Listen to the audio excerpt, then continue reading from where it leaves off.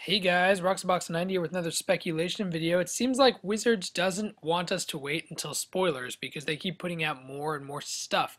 And today we got a really cool announcement with very little details, sadly, but it's about the Modern Event Deck. Yes, we are having the "Your power is here, your time is now" slogan happening.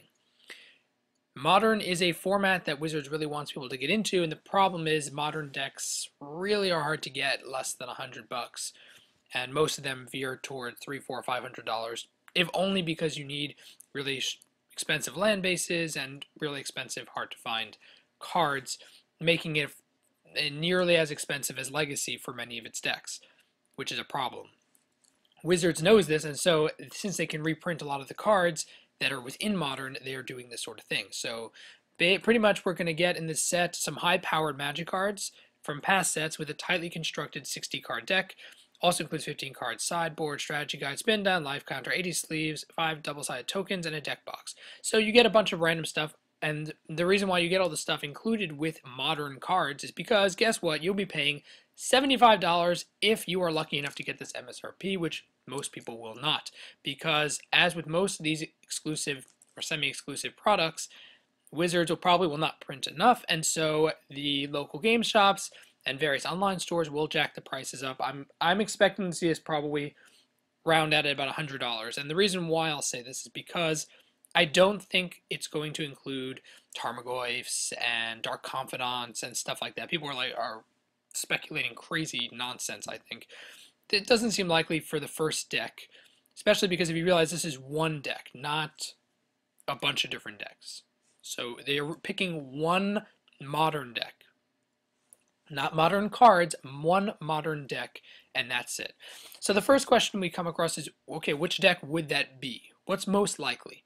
So immediately, because they say we have 5 double-sided tokens inside of it, why would we have double-sided tokens? Must be a card in the deck will have something that could make a double-sided token, which pretty much limits us down to maybe Tron and maybe Affinity, and I don't really know what else. I mean, there might be maybe Splinter Twin, because you could have Deceiver Exarch or Pestermite.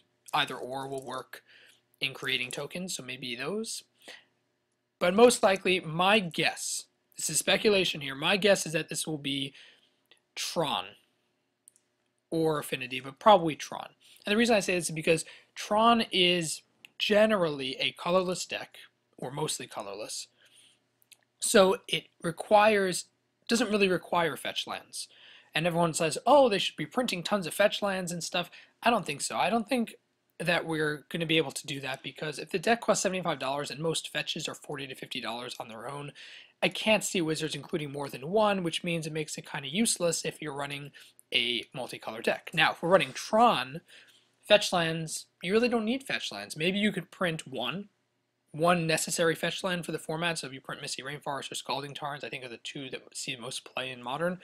So if you print one of those in a Tron deck that's Tron with a splash of something, some color, that would be interesting. You could have one fetch land, that's fine. You don't need shock lands, they don't eat up your value, and you can have other rare, nice powered cards that are in the range. So you can have things like Karn, you can have things like All This Dust, you can have more of the Urza lands. There's quite a few cards out there that could be printed into a Tron build that aren't insanely expensive but aren't cheap at the same time. So you can avoid having shocks and avoid having more than one fetch or even zero fetches.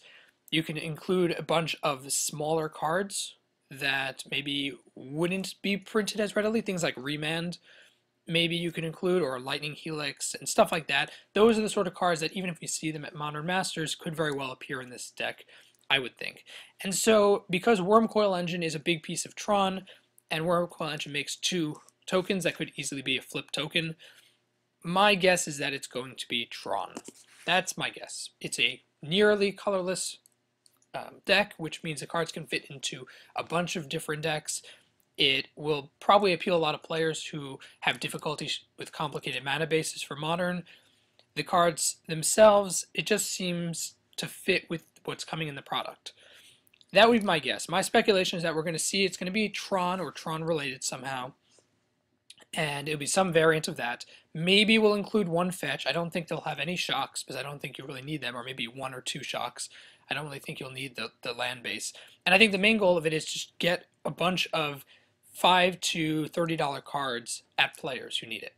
The biggest problem that most people complain about is that it won't remain MSRP, and as I said, I think it will go up to around $100, but I think Wizards isn't stupid enough to know that if they print two fetches in here, or four shocks and a fetch, that this is going to shoot up to 150 bucks. I don't, or $200 or even more.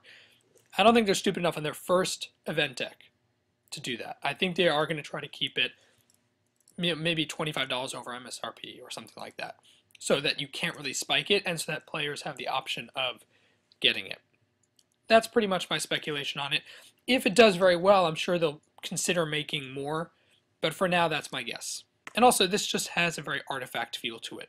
It's like an armor plate, and it's like a scale thing. It has everything I think that's Tron feeling in this overall product description. That's my thoughts. Now, what kind of decks do you think could be printed here? Put your comments down below and tap that like button if you're excited for these spoilers and for the coming spoilers next week. If you're not tuned in, subscribe to follow up on the next week's spoilers. And as always, Roxabucks90 signing out. I'll see you guys next time.